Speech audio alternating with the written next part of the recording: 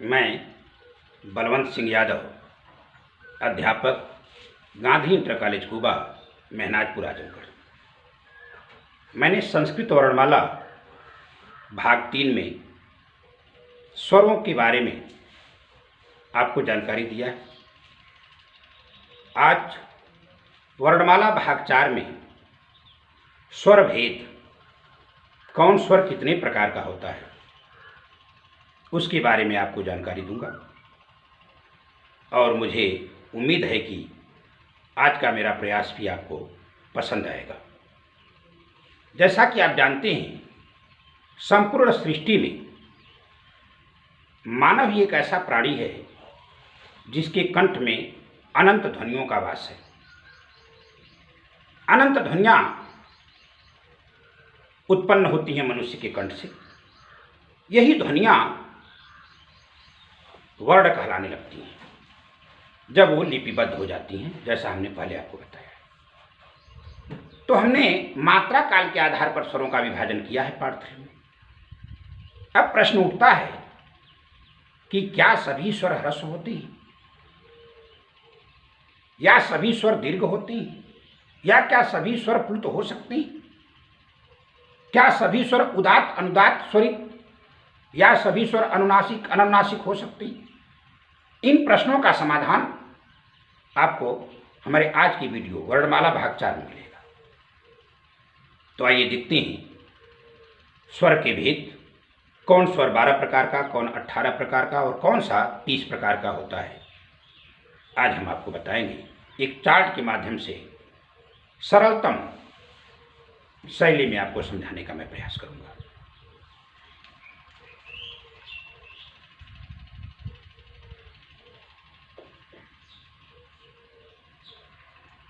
ह्रस्व, दीर्घ, प्लुत। आपको पहले मात्रा काल के आधार पर हमने बताया, एक मात्रो भवेद ह्रस्व, द्विमात्रो दीर्घ उच्यते, त्रिमात्रस्तु प्लुतो गेय, व्यंजनम च अर्धमात्र। तो ये स्वर की बात है। एक मात्रा काल वाला ह्रस्व, द्विमात्रा काल वाला दीर्घ और 2 से अधिक त्रैमात्रिक प्लुत होता है। ह्रस्व में आपको हमने बताया था जो मूल स्वर हैं अ, ई, उ, री और ली, ये ह्रस्व हैं, मूल स्वर हैं। और दीर्घ जो मिश्र भी हैं, जिसमें आपको आ, ई, उ, री, ए, ओ, ऐ, औ, ये स्वर आते हैं 8। और प्लुत में सभी स्वर आते हैं अ, ई, उ, री, ए, ओ, ऐ, औ। ये सभी स्वर प्लुत में आएंगे। 1, 2, 3, 4, 5, 6, 7, 8, 9, जो 9 स्वर हैं सभी प्लुत हैं। कैसे आएंगे? अकारांत, इकारांत, उकारांत, ऋकारांत जो भी स्वर हैं संज्ञा सर्वनाम के आगे। देखिए, मूल रूप से संज्ञा के आगे, क्योंकि सर्वनाम बुलाने में उपयोग नहीं होता है, संबोधन में सर्वनाम का प्रयोग नहीं होता है, संज्ञा का ही प्रयोग होता है। तो संज्ञा के आगे जो अकारांत, इकारांत, उकारांत हैं, ऋकारांत हैं, उनके आगे हम ऐसे 3 का अंक बना देंगे, त्रैमात्रिक का बोध कराने लगेंगे। अब देखिए, मैंने आपको बताया था कि सभी स्वर उदात्त, अनुदात्त और स्वरित होते हैं। सभी स्वर अनुनासिक और अननुनासिक होते हैं। ये हमने आपको बताया था। तो आज उसी के आधार पर हम बताएंगे कौन स्वर कितने भेद का होता है। पहला ह्रस्व है, तो ह्रस्व देखिए। ह्रस्व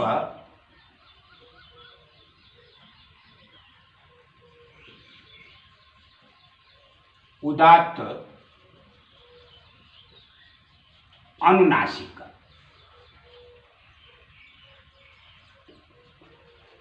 ह्रस्व उदात्त,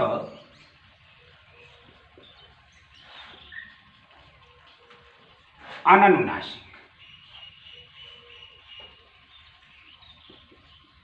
ह्रस्व अनुदात्त अनुनासिक।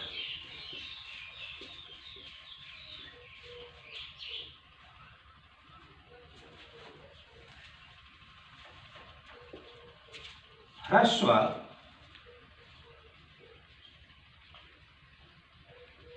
अनुदात्त अननुनासिक।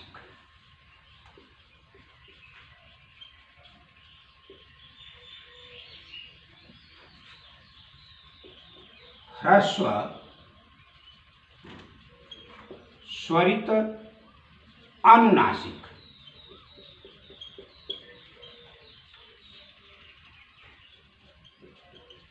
ह्रस्व स्वरित अननुनासिक। अननुनासिक को निरनुनासिक भी आप लिख सकते हैं, क्योंकि उसमें से अनुनासिक का भाव निकल जाता है तो अननुनासिक या निरनुनासिक होता है। यह ह्रस्व हमने बताया। अब दीर्घ का आइए, क्योंकि दीर्घ भी उदात्त होता है, प्लुत भी उदात्त होता है, इसीलिए दीर्घ में भी आप देखेंगे इसी बात को फिर हम समझाएंगे। पहले देख लीजिए, दीर्घ उदात्त अनुनासिक।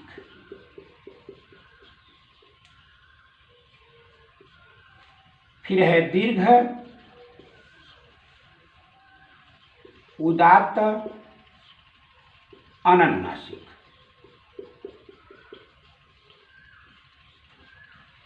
दीर्घ अनुदात्त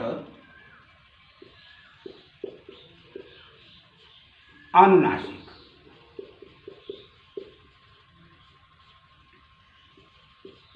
दीर्घ अनुदात्त अननुनासिक।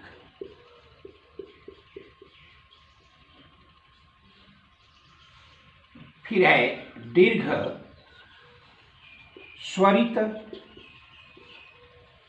अनुनासिक और है दीर्घ स्वरित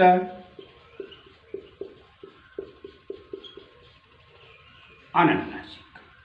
ये दीर्घ रहा, क्योंकि ह्रस्व भी उदात्त होता है, दीर्घ भी उदात्त होता है, ह्रस्व भी अनुनासिक होता है, दीर्घ भी अनुनासिक अनुनासिक होता है। इसलिए इस चार्ट में बना के फिर आपको समझाऊंगा। प्लुत भी वही होता है, तो आप इसको भी देखेंगे, वही क्रम है। प्लुत उदात्त अनुनासिक।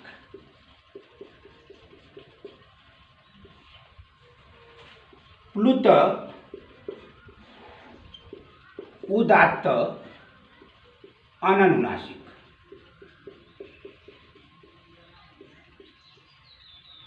प्लुत अनुदात्त अनुनासिक।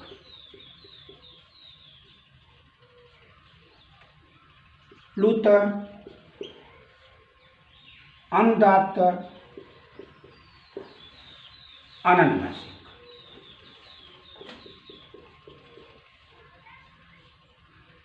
प्लुत स्वरित अनुनासिक। प्लुत स्वरित अननुनासिक।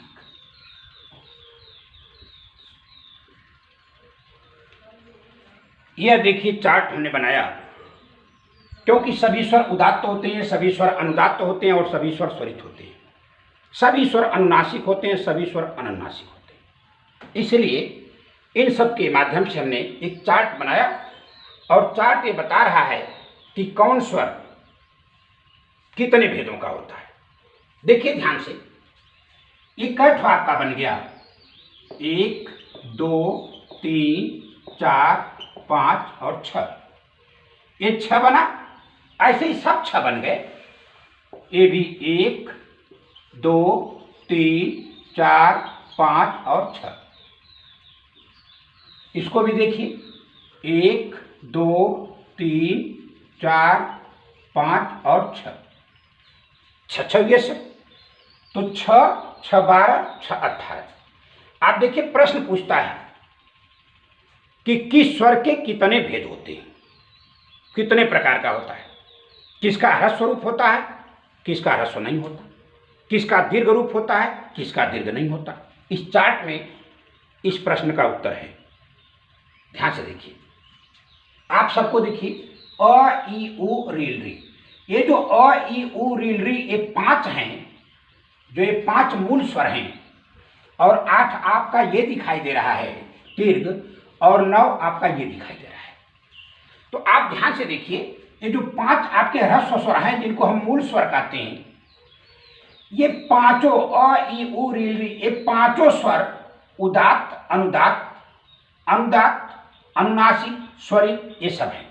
इसलिए ये पांचों स्वर कितने हो गए, इनकी संख्या क्या है, कहने का मतलब देखिए अ ई उ री और री। आप समझिए ध्यान से, अ ई उ रील री, अ के कितने भेद हैं आपको चार्ट में मिल जाएगा। अ देखिए, अ ह्रस्व भी है, अ का दीर्घ रूप भी है, और अ का प्लुत रूप है। आप ध्यान समझिए मैं क्या समझाने का प्रयास कर रहा हूं, बहुत ही महत्वपूर्ण है। अ का एक 6 रूप है, कहने का मतलब अ ह्रस्व भी है, अ दीर्घ भी है, और अप्लुत भी है, उदात्त, अनुदात्त, स्वरित, अनुनासिक, अनुनासिक तो है।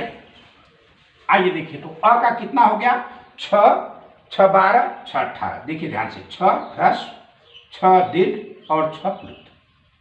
अ के तीनों रूप पाए गए, ह्रस्व भी पाया गया, दीर्घ भी पाया गया, प्लुत भी पाया गया। तो अ कितना भेद का हो गया, 18। ये प्रश्न पूछता है। ई में भी देखिए, ई का ये भी 6 है, ये भी 6 मिल गया आपको, ये भी 6 मिल गया। तो ई का भी ह्रस्व, दीर्घ, प्लुत, ये कितना हो गया, 18। उ का भी आपको मिल रहा है सब में, तो उ का भी ह्रस्व, दीर्घ, प्लुत, ये भी कितना हुआ, 18। री का देखिए, ये भी आपको मिल रहा है, तो री भी 6 ह्रस्व, 6 दीर्घ, 6 प्लुत, ये भी कितना हुआ, 18। री में आ जाइए, री तो ह्रस्व रूप आपको मिला, ह्रस्व मिल रही है, लेकिन दीर्घ में आप देखिए री नहीं है। ध्यान से समझिए, इसलिए हमने चार्ट बनाया है समझाने के लिए। दीर्घ में री नहीं है, हालांकि प्लुत में री है, देखिए प्लुत में री है, लेकिन दीर्घ में री नहीं है। कहने का मतलब री ऐसा स्वर है जिसका ह्रस्व रूप होता है, जिसका प्लुत रूप होता है, लेकिन जिसका दीर्घ रूप नहीं होता। परीक्षा में पूछेगा कि कौन सा स्वर है जिसका दीर्घ रूप नहीं होता, आप बताएंगे री वह स्वर है जिसका दीर्घ रूप नहीं होता। ये आपका उत्तर एक मिल गया। तो री कितने प्रकार का होता है, पूछ दे परीक्षा में, री कितने प्रकार का होता है। तो री आपका 6 तो मिल गया, माने ह्रस्व में 6 है, लेकिन दीर्घ में देखे री नहीं है, इसका मतलब दीर्घ 0 है। और प्लुत में री है, तो प्लुत भी 6 है, तो री कितने प्रकार का हो गया, 12 प्रकार। री 12 प्रकार का। और सामान्य स्वर कितने प्रकार का, 18 प्रकार। अब इधर आइए, इधर फिर देख लीजिए, बचा क्या आपका अ ई उ रील री तो आ गया, अ के भी 18, ई के भी 18, उ के भी 18, री के भी 18 और री के 12। ये आप देख लीजिए। अब आइए री के बाद फिर क्या आता है, आपका स्वर देख लीजिए। आपके जो माहेश्वर सूत्र में आपने पढ़ा है स्वरों को, 9 स्वरों को पढ़ा है, अ ई उ रील री, ए ओ ऐ औ। 4 बचे आपके, ए ओ ऐ औ, ये 4 और बचे। अब इनका देखिए ध्यान से, मैंने चार्ट बनाया, आप समझेंगे तो कभी नहीं भूलेंगे जीवन भर। ए को देखिए, ए कितने प्रकार का होता है। आप यहां से देखिए, क्या यहां ए है, कहीं नहीं है, ए नहीं है, इसका मतलब ह्रस्व में ए नहीं है। कहने का मतलब ए का ह्रस्व रूप नहीं होता। आज जब ह्रस्व रूप नहीं होगा तो कितना जाएगी, 6 संख्या, 6 कम हो जाएगा। 6 6 12 6 18 है, ह्रस्व दीर्घ प्लुत मात्रा काल के अनुसार। स्वर का भेद 18 प्रकार का हो गया। और अगर किसी का एक रूप माने ह्रस्व न रहे तो 6 चला जाएगा। ए ह्रस्व नहीं है तो इसका पहला ही 6 माइनस, फिर यहां देखिए ए का दीर्घ रूप आपको दिखाई दे रहा है, इसका मतलब दीर्घ रूप 6 इसका मिला। प्लुत में ए दिखाई दे रहा है, इसका मतलब प्लुत में भी 6 मिला। तो ए का रूप हो गया 12। ध्यान दीजिए, ए के 12 भेद हो गए। और फिर ओ देखिए, ओ की भी वही हालत है, दीर्घ तो है लेकिन ह्रस्व नहीं है, प्लुत है। तो दीर्घ 6 और प्लुत 6, ह्रस्व नहीं है, दीर्घ प्लुत, ए भी हो गया 12। आय को देखिए, आय की वही हालत है, ह्रस्व में नहीं है, 6 + 6 बराबर 12। और अव की भी वही हालत है, देखिए यहाँ पे नहीं है ह्रस्व में, तो ह्रस्व रूप इसका भी कुछ नहीं है, शून्य है इसका मात्रा। और यहाँ 6 + 6 बराबर कितना हो गया? 12। 12 हो गया।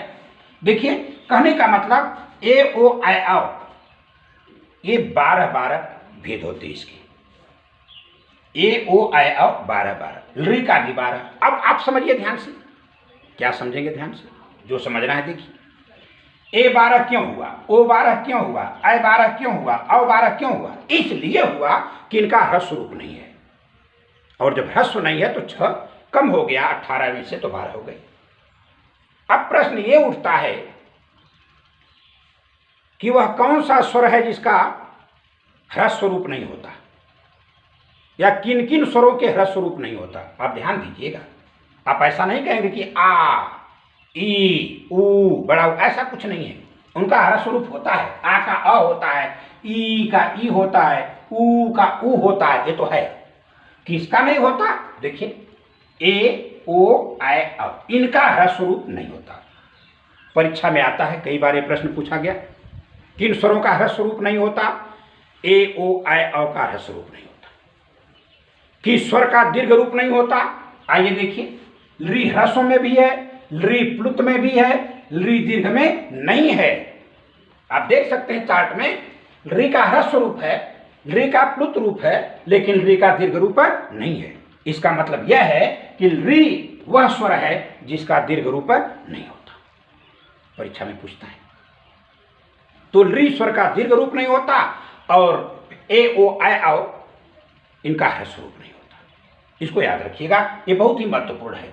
तो इस तरह से अ ई उ री री, ए ओ आय अव, ये आपके जो 9 हैं, इनमें अ ई उ री इसके 18 भेद हैं, री का 12, ए ओ आय अव का 12। ध्यान दीजिएगा ऐसा। और प्लुत तो सभी स्वरों का होता है, और प्लुत भी 6, इसलिए बांट दिया गया। ह्रस्व रूप री का दीर्घ नहीं होता, और दीर्घ रूप जो ए ओ आय अव का है उसका ह्रस्व नहीं होता। तो इसलिए प्रश्न बनता है और उसका उत्तर भी मिलता है कि री का दीर्घ नहीं होता, ए ओ आय अव का ह्रस्व नहीं होता। हाँ, प्लुत सभी का होता है, प्लुत सभी का होता है। इसीलिए कभी कभी लोग प्रश्न कर देते हैं, क्या सभी स्वर ह्रस्व होते हैं? नहीं भाई, ए ओ आय अव ह्रस्व कहाँ है? तो क्या सभी स्वर दीर्घ होते हैं? नहीं। री दीर्घ कहाँ है? क्या सभी स्वर प्लुत होते हैं? हाँ, सभी स्वर प्लुत होते हैं। क्या सभी स्वर स्वरित होते हैं? हाँ, होते हैं। क्या सभी स्वर उदात्त होते हैं? हाँ, होते हैं। क्या सभी स्वर अनुदात्त होते हैं? हाँ, होते हैं। तो क्या सभी स्वर अनुनासिक होते हैं? हाँ, होते हैं। क्या सभी स्वर निरनुनासिक होते हैं? हाँ, होते हैं। तो इन प्रश्नों का उत्तर आपको इस चार्ट में मिल जाएगा। अभी हमने कहा कि ये जो ध्वनि है, ये मनुष्य के कंठ से निकलने वाली ध्वनि है, जिनको चिन्हित करके हम वर्ण बना लेते हैं और वर्णमाला में यह स्थान पा गई। तो स्वरों का ये भेद मात्रा काल के आधार पर ह्रस्व, दीर्घ और प्लुत है। देखिए, मात्रा काल के आधार पर हमने आपको बताया, आपको दिखाई दे रहा होगा, मात्रा काल के आधार पर। और भी स्वरों का भेद व्याकरणों ने, विद्वानों ने कई तरह से किया है। कोई स्वरों के भेद में बताता है जिह्वा की ऊंचाई के आधार पर, कि जिह्वा की ऊंचाई के आधार पे बताएगा कि जिह्वा की ऊंचाई के आधार पर स्वर कितने प्रकार के होते हैं। कोई कहेगा जिह्वा के उत्थापित भाग के आधार पर स्वर कितने प्रकार के होते हैं।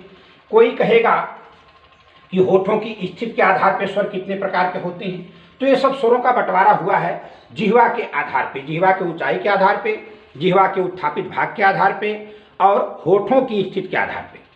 होठ कम खुल रहा है, अधिक खुल रहा है, होठ फैल रहा है, सिकुड़ रहा है, जीवा अधिक उठ रही है, कम उठ रही है, जीवा के अग्र मध्य पश्च भाग से कौन स्वर निकल रहे हैं, ये भी कभी कभी परीक्षा में पूछ देता है।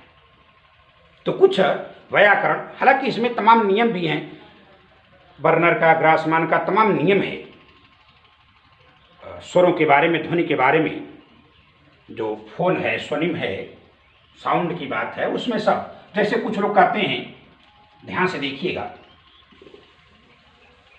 कुछ लोग कहते हैं कि जिह्वा की ऊंचाई के आधार पर भी स्वर को बांट दिया। जिह्वा की ऊंचाई के आधार पर, और कुछ लोगों ने कहा जिह्वा के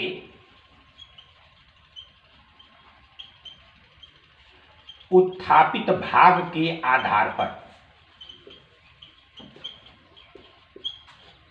और कुछ लोगों ने ये कहा कि होठों की स्थिति के आधार पर,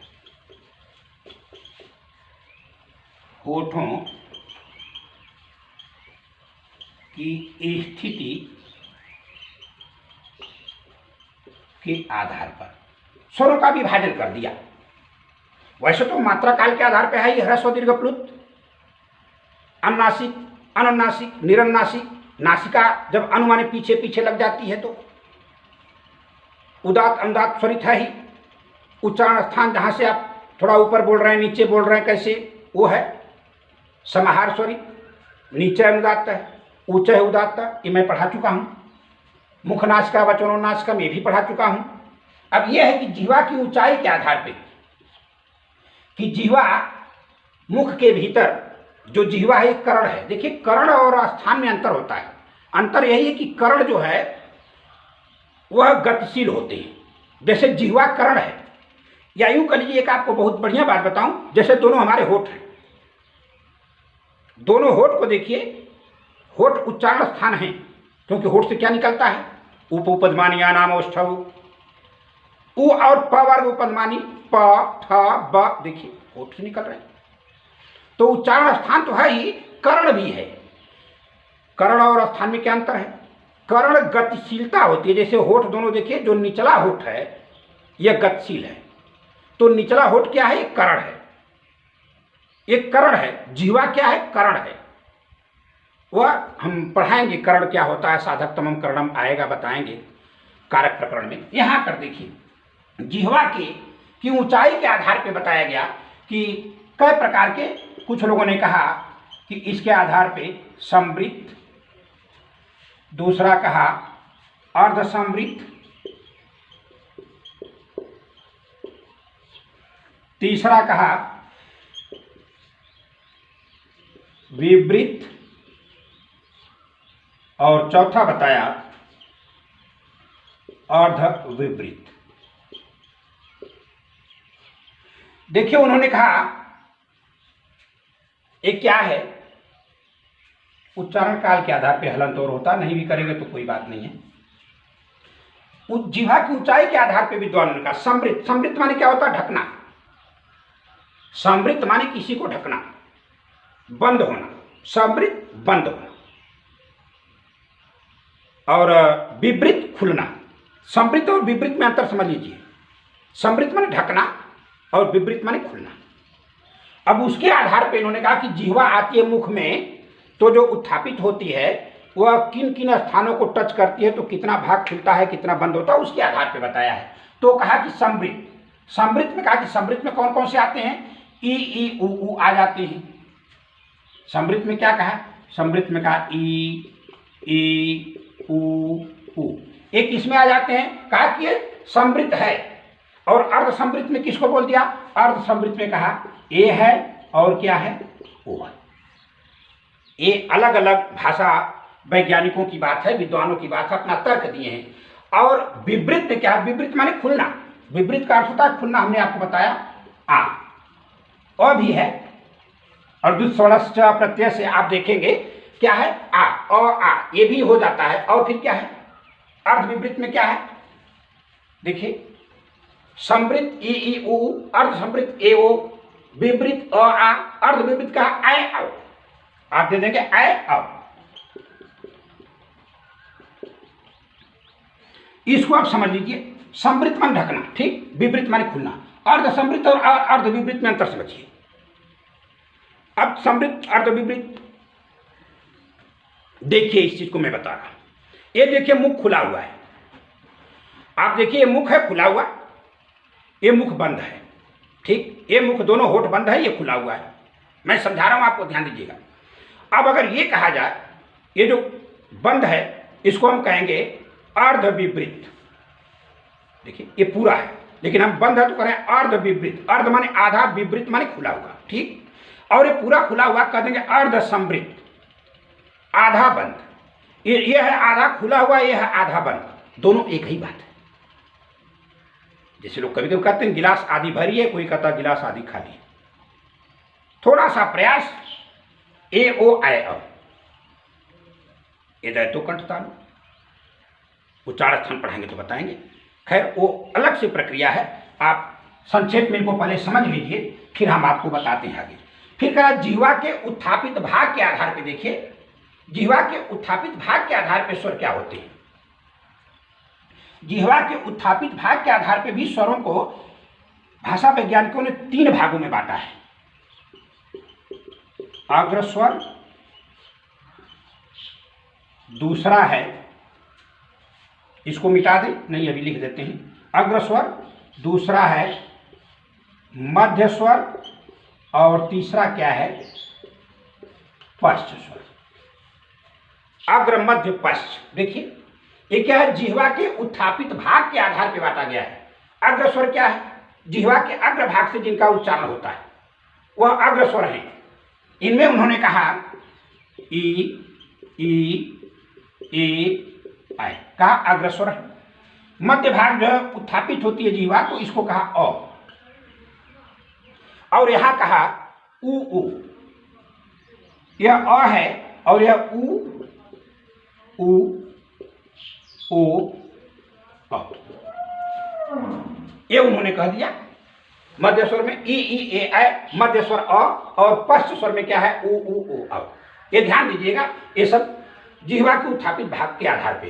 कुछ लोगों ने कहा होठों की स्थिति के आधार पे स्वरों को बांटा जाए।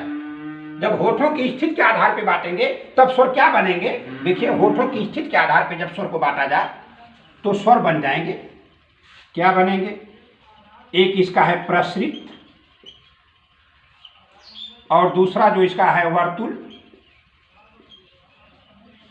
और तीसरा जो है अर्धवर्तुल। ये मैं इसलिए विभाजन कर दे रहा हूं कि परीक्षा में किसी भी तरह का भेद पूछे आपसे स्वर का, आप बता सकें। और स्वरों का यही विभाजन है, इसके अलावा स्वरों का विभाजन नहीं है। तो ध्यान दीजिएगा, प्रसृत स्वर का, प्रसृत माने फैला हुआ, इसमें क्या क्या आते हैं, ई ए ऐ। वही बात है, अलग अलग जिह्वा की ऊंचाई के आधार पे, जिह्वा के उत्थापित भाग के आधार पे, होठों की स्थिति के आधार पे, होठों की पोजीशन क्या बन रही है, वर्ण बोलते समय होठों की पोजीशन स्थिति क्या है, उसके आधार पे प्रसृत है। और वर्तुल है, वर्तुल देखिए उ, वर्तुल जब बोलेंगे उ,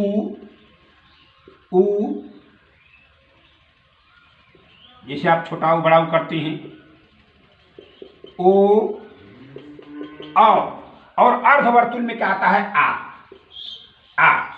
भी आ जाता है, लेकिन आ ज्यादा इसमें वो होता है, आ ये, और दूसरे स्वर से च प्रत्यय से। तो होठों की स्थिति के आधार पे प्रसृत फैला हुआ ए फैल करके होठ आ जाते हैं, ई, आप देखेंगे ध्यान से, ए होठ क्या है, थोड़ा फैल रहे हैं, इसलिए प्रसृत है। वर्तुल क्या है, आप बोलेंगे दोनों होठ थोड़ा सिकुड़ रहे हैं, गोलाकार बन रहे हैं, वर्तुल गोलाकार बन रहे हैं। ऊ देख रहे हैं, होठों की बनावट आ रही है, ऊ वर्तुल है। ओ होठों की बनावट है, ओ। अब अर्धवर्तुल है, गोलाकार बनेगा लेकिन पूरा नहीं, थोड़ा सा, आ देखिए गोला तो थोड़ा सा फैल जा रहा है, आ। तो इस तरह से भाषा वैज्ञानिकों ने जिह्वा की ऊंचाई के आधार पे, जिह्वा के उत्थापित भाग के आधार पे और होठों की स्थिति के आधार पे स्वरों का विभाजन किया। तो मात्रा काल के आधार पे और इनके आधार पे विभाजन किया गया। आज की वीडियो वर्णमाला भाग 4 में मैंने स्वरों के बारे में आपको विस्तार से बताया। मुझे उम्मीद है कि आपको आज का मेरा प्रयास पसंद आएगा और आज हमने जो भी पढ़ाया है आप ध्यान से सुनेंगे, पढ़ेंगे तो आपकी समझ में आएगा। हाँ, शर्त यह है कि आप ध्यान से सुनेंगे, पढ़ेंगे, क्योंकि तुलसीदास ने बड़ी सुंदर पंक्ति कहा है, ज्ञान का भूषण ध्यान है, ध्यान का भूषण त्याग। तो ज्ञानी बनने के लिए ध्यानी बनना आवश्यक है। बहुत से लोगों ने कमेंट किया, बड़ी सराहना की हमारे पिछले भागों की जो हमने वर्णमाला पर बनाई है वीडियो। एक हमारे बड़े अच्छे प्रशंसक ने ईमानदार मन से कहा कि गुरुजी आपकी राइटिंग अच्छी नहीं हो रही है। बड़ा अच्छा हमारा प्रशंसक है। सब कुछ नहीं मिलता, लेकिन मैं ये कह सकता हूं कि आप लिखावट पर उतना ध्यान मत दीजिए, शुद्धता है। कबीर साहब ने बड़ी सुंदर बात कहा है, रूप न देखो साधु की, देखो उसका ज्ञान, मोल करो तलवार की, पड़ी रहन दो म्यान। तो धार देखिए, ज्ञान की धार देखिए, और रूप वो मेरे बस में अब नहीं रहा। तो आज हमने आपको जो पढ़ाया, मुझे उम्मीद है आपको पसंद आएगा। आप इसे लाइक करेंगे। धन्यवाद।